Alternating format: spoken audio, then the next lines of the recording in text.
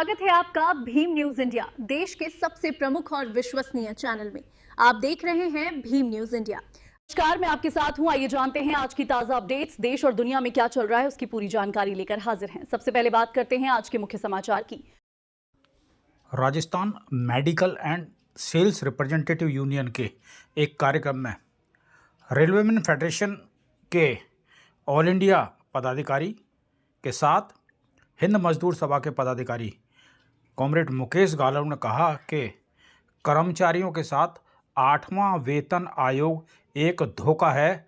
यदि इसकी शर्तों को ढंग से पढ़ा जाए तो दिमाग के जाले खुल जाएंगे।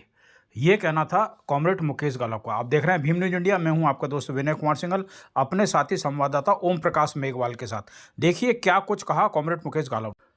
यदि आप हमारे चैनल पर नए हैं तो आपसे निवेदन है कि प्लीज़ हमारे चैनल को यूट्यूब पर सब्सक्राइब कीजिए, लाइक कीजिए, शेयर कीजिए। आने वाले नोटिफिकेशन के लिए बेल आइकन का बटन दबाना ना भूलें। भीम न्यूज इंडिया के फेसबुक और ट्विटर पेज को भी फॉलो कीजिए। चर्चा कर रहे मेरे अनुज राकेश गालव जी, और आज आपके इस कन्वेंशन में मुख्य अतिथि के रूप में पधारे CITU के सेंट्रल पदाधिकारी सम्मान्य मजूमदार साहब से सभी RMS RU के पदाधिकारीगण और सभी उपस्थित कॉमरेड्स और साथियों, सबसे पहले तो मैं आपको बधाई देना चाहूंगा कि आज आपका स्टेट कन्वेंशन बहुत ही अच्छे सौहार्द वातावरण में, और आज ऐसे दिन आप लोगों ने चयन किया, आज के दिन आयोजित हो रहा है आपका, कि आज गणतंत्र दिवस है। और गणतंत्र दिवस पर जितने भी हमारे देश का जो संविधान वो लागू होने का काम हुआ था, और आज हम इतने वर्ष के बाद संविधान खतरे में है, उसकी ओर आगे बढ़ रहे हैं। तो ये तमाम चीजें आज सोचनीय है।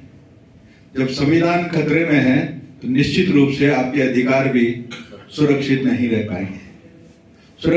पाएंगे, और इसीलिए आज के दिन जो आपने चुना, और आज के दिन आप जो भी आपके इस स्टेट कन्वेंशन में हमारे मेडिकल सेल्स रिप्रेजेंटेटिव से संबंधित जो भी नीतियां हैं, उन नीतियों को किस तरह से जो एक सरकार बिल्कुल एक तरफा उसका रोड मैप है, उसको नहीं मालूम कि किसके अधिकार छिन रहे हैं, किसके अधिकारों का हनन हो रहा है, किसका क्या हो रहा है। उनका सीधा मोटो है कि हमें इस देश के उद्योगपतियों के सामने रेड कारपेट बिछाना है, और इसी को लेकर के वो सरकार लगातार 10 वर्ष काम कर रही है। ये उसका तीसरा कार्यकाल है।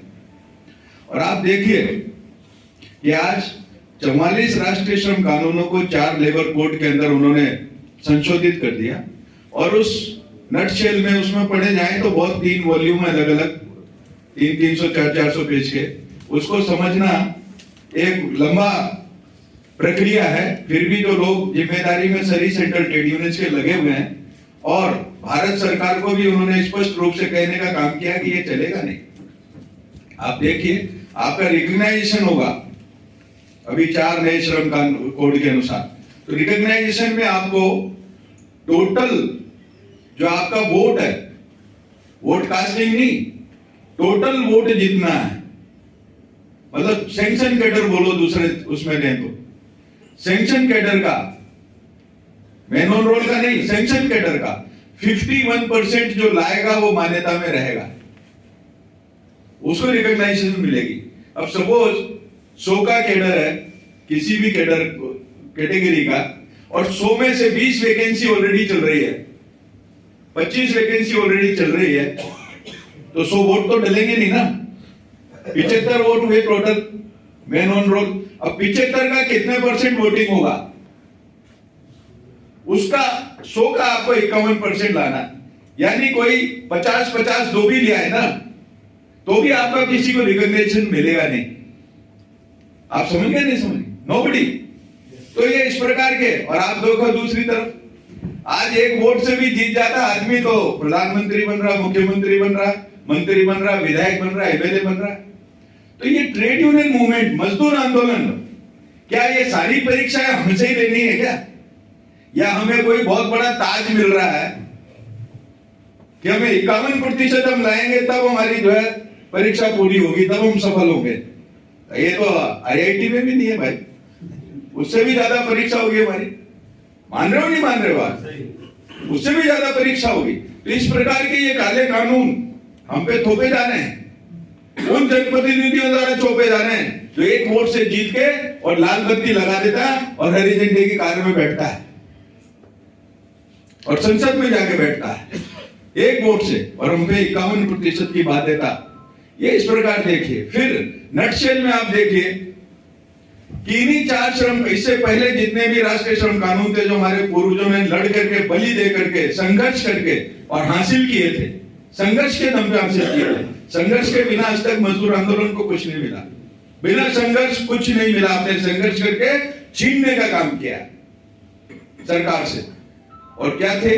आज पेमेंट वेजेज एक्ट में देख लीजिए, इंडस्ट्रियल डिस्प्यूट एक्ट में देख, किसी में भी देख लीजिए आप, किसी भी एक्ट में अगर उसका कोई वायलेशन हो रहा है, उसका कोई उल्लंघन, कोई नियोक्ता, मालिक, उद्योगपति उसका अगर उल्लंघन कर रहा है तो उसमें 3 महीने से लेकर 2 साल तक की सजा का प्रावधान, पेनल्टी साथ में थी। और नियोक्ता इसलिए डरता था क्योंकि जिसके नाम से उद्योग रजिस्टर्ड है वो जेल जाएगा, वो जेल जाएगा, तो डरता था, थोड़ा भय था, और मजदूरों को उनका हक मिलता था। अभी क्या किया? जितने भी सजा का प्रावधान था, जहां भी प्रोसिक्यूशन था, टोटल सबको खत्म कर दिया। नियोक्ताओं का टोटल प्रोसिक्यूशन खत्म हो गया इस 4 श्रम कोड में, और पेनल्टी डबल कर दी।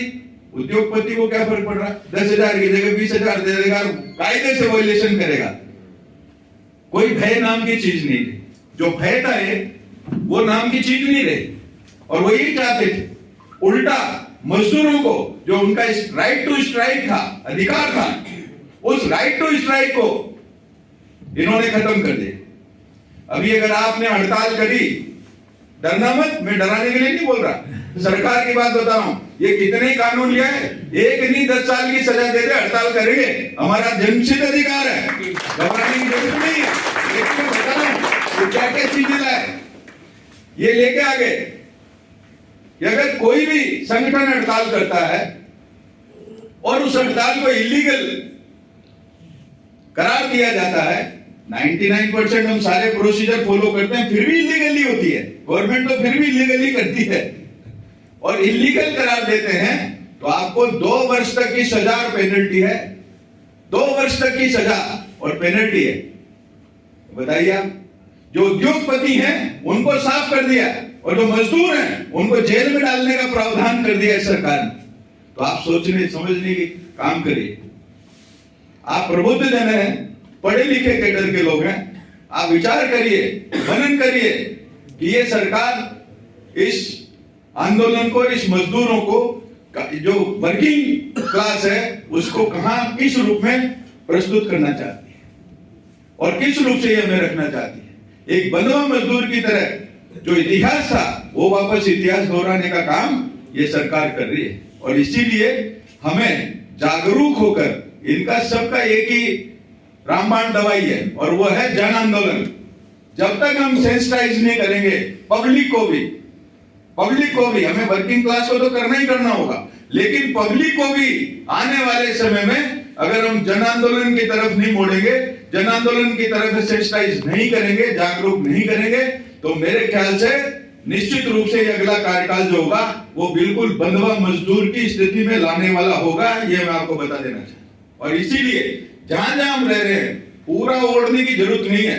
जहां हम रह रहे हैं, जहां हमारा कार्यस्थल है, मई धीरे धीरे लोगों में सेंसिटाइज करके इस सरकार की पॉलिसी और नीतियों को आज लोगों का मोह भंग हुआ है।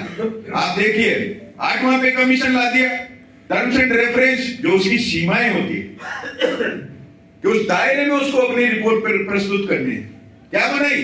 जो आज तक फर्स्ट पे कमीशन, सेकंड पे कमीशन, थर्ड पे कमीशन, फोर्थ पे कमीशन, फिफ्थ पे कमीशन, सिक्स्थ पे कमीशन, सेवंथ पे कमीशन, किसी में ऐसी टर्म्स एंड रेफरेंस नहीं आई थी जो भी 7th पे कमीशन में आई। 8 पे कमीशन में आई।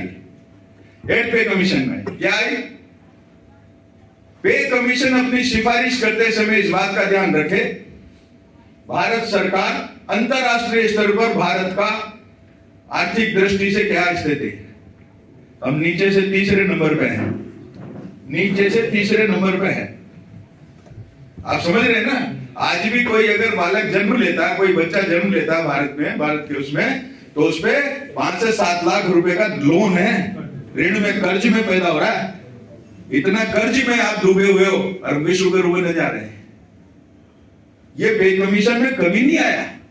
फिर दूसरी टर्म्स एंड रेफरेंस, पे कमीशन अपनी सिफारिश करते समय इस बात का भी ध्यान रखे कि जितने इंडिया के ज्योग्राफिकल उसमें जितने डेवलपमेंट के प्रोजेक्ट्स चल रहे हैं, वो सारे प्रोजेक्ट्स इस बात का ध्यान रखें सिफारिश में कि आर्थिक दृष्टि से वो प्रभावित नहीं होने चाहिए।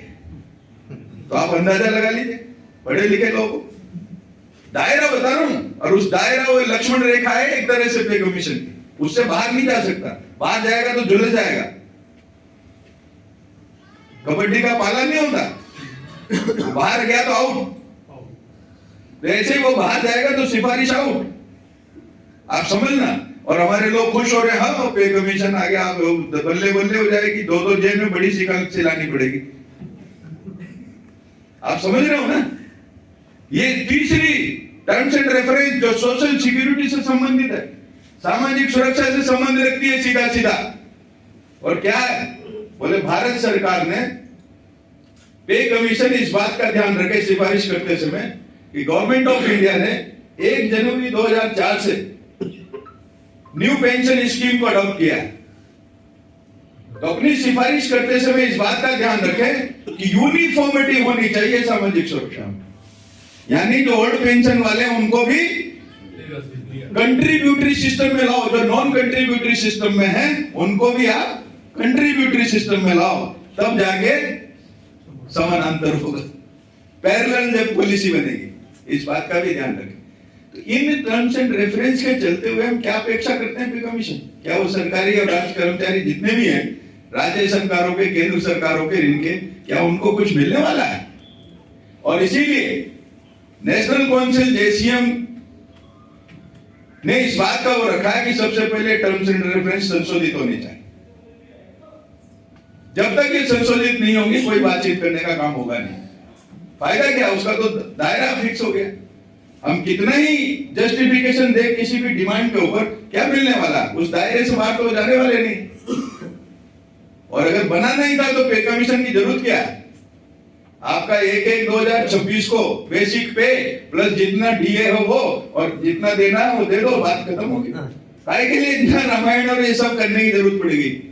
तो साथियों, ये सरकार जो है हर हालत में किसी भी तरह से किसी भी तबके के लिए कहीं भी हेल्दी साइन किसी के नजर नहीं आ रहे हैं। और आने वाला समय खास तौर से वर्किंग क्लास के लिए बहुत ही चुनौतीपूर्वक समय है, और ये समय बटने का नहीं है। मैं आपको बता रहा हूं, आप झंडों के नाम पे, संगठन के नाम पे, धर्म के नाम पे, किसी भी मजहब के नाम पे यदि आप बटे तो उसका पूरा फायदा सरकार उठाएगी, पूरा फायदा सरकार उठाएगी। ये समय है, हमें चाहे खून का घूंट पीकर भी हमें एकता बनाने की आवश्यकता पड़े तो बनानी पड़ेगी।